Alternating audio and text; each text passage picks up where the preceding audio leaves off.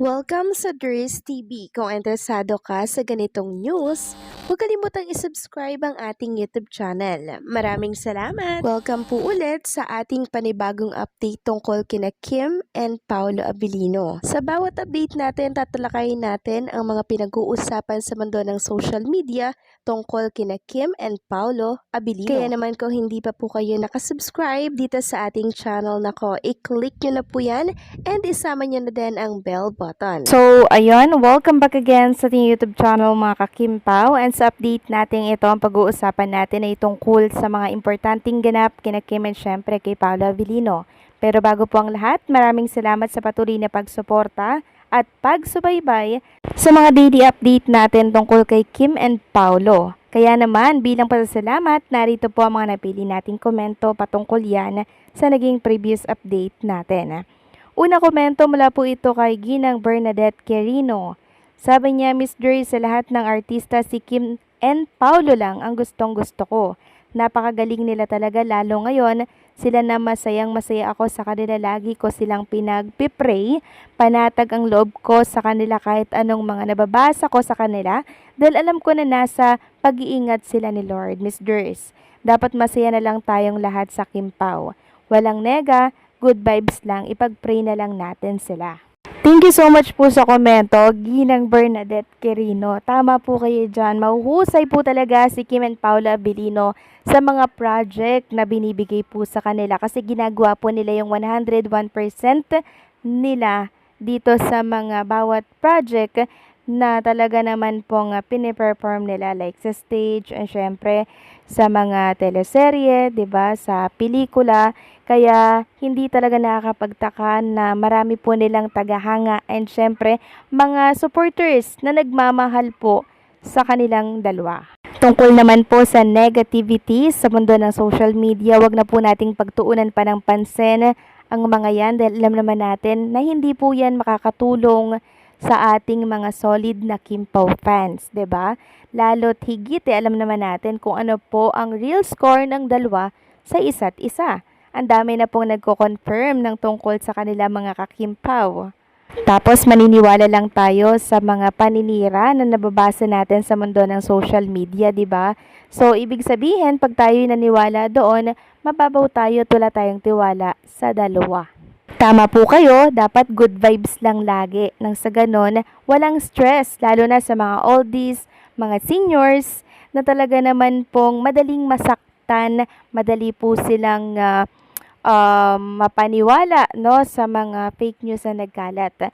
Kaya wag na lang sana sigurong pagtuunan ng pansin yung mga negativity na nababasa sa social media. So maraming salamat sa komento, Ginang Bernadette Quirino. God bless and babuhay kayo. And ang next comment mula naman ito kay Ginang Editana Donza. Sabi niya, "Hay nako, fake news na naman. For your info, walang Michelle Tamayo sa buhay ni Paolo Abilino. Only Kimberly Suyapchu is in the heart of Michael Paulo Lingbanon Abilino. One and only, masyado kayong ilusyonada. Mga bashers, inggitera, walang magawa. Doon kayo mag-focus sa idol nyo, wag dito, labas. Mga sira. Kami lang mga fanay ng Kimpaw ay mag-celebrate ng happiness, okay? Pabus mga basher, Kimpaw lang ang sakalam." Maraming salamat po sa komento, Ginang Edetana Donza. Tama po kayo dyan. Hindi ko rin po kilala itong Michelle Tamayo na sinasabi ng mga bashers na inuugnay kay Paolo Abilino. Wala po katotohanan yan at sana ito na yung last na maririnig ko at mababasa ko po ang pangalan na yan na inuugnay kay Paolo Abilino.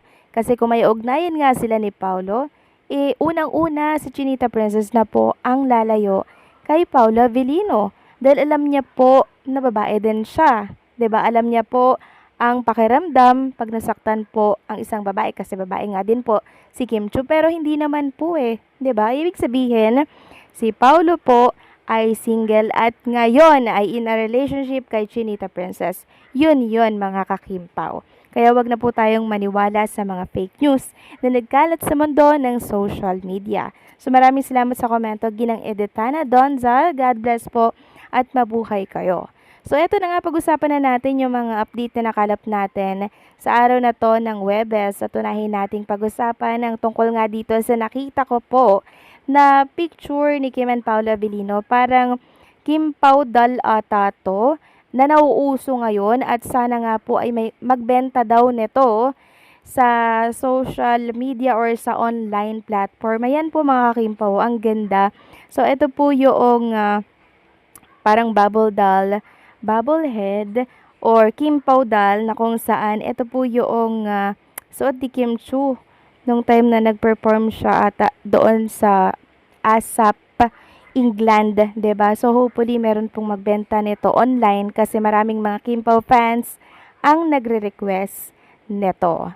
Samantalang, power vote naman tayo. 12 hours left before the voting ends. So, para po ito sa mga favorite actor ninyo sa Pilipinas and your favorite actress dito po sa ating bansa. So, meron pang ilang oras ata mga kakimpaw na natitira. So, iboto natin si Kim and syempre si Paolo Avellino. Samantalang, pag-usapan naman natin ang tungkol dito kay Chinita Princess. So, di ba kahapon ay live po ang It's Showtime at present nga po si Chinita Princess fresh from London, 'di ba? Kahit napagod sa biyahe, pumasok pa din po siya dito sa It's Showtime. At eto nga, may mga nababasa po ako na di umano ay sinundo ni Paolo Avellino si Kim Chu dito po sa It's Showtime studio. Tila daw baga na-miss agad ni Paolo Avellino si Chinita Princess, ilang oras pa lang naman daw nagkakalayo ang dalawa. So, nasanay masyado, no? Si Paolo Avellino na kasama lagi si Chinita Princess. Kaya siguro, agad na sinundo, no? So, di ko lang sure ha kung may sunduan ba talaga na naganap. Pero hindi na po yan bago mga kakimpaw eh. Hindi na yan bago na susunduin si Kim Chu ni Paolo Avellino.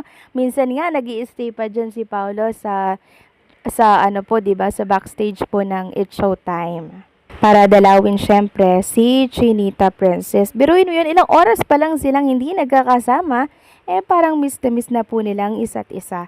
Grabe, no? Love is in the air talaga mga kakimpaw. And masaya ang mga Kim Pao fans every time na may mga pagganito po tayong nababalitaan like sunduan, 'di ba? So dito pa lang mga kakimpaw, iisipin pa ba natin na meron pong Michelle Tamayo sa buhay ni Paolo Avellino? Hindi na. Mga bashers lamang po ang nagpapakalat ng fake news na yan. Ang sa ganun ay bumitaw kayo sa Kim Pao and syempre manahimik kayo at yung pagsuporta po ninyo ay maalis sa dalawa. Na siyang hindi naman mangyayari kasi alam ko naman na malaki po ang tiwala ninyo kay Kim and Paolo Avellino dahil ang pinagbabasehan nga natin ay yung kilos nilang dalawa. Kilos na pang magdiyosawa na mga kakimpaw. Di po ba?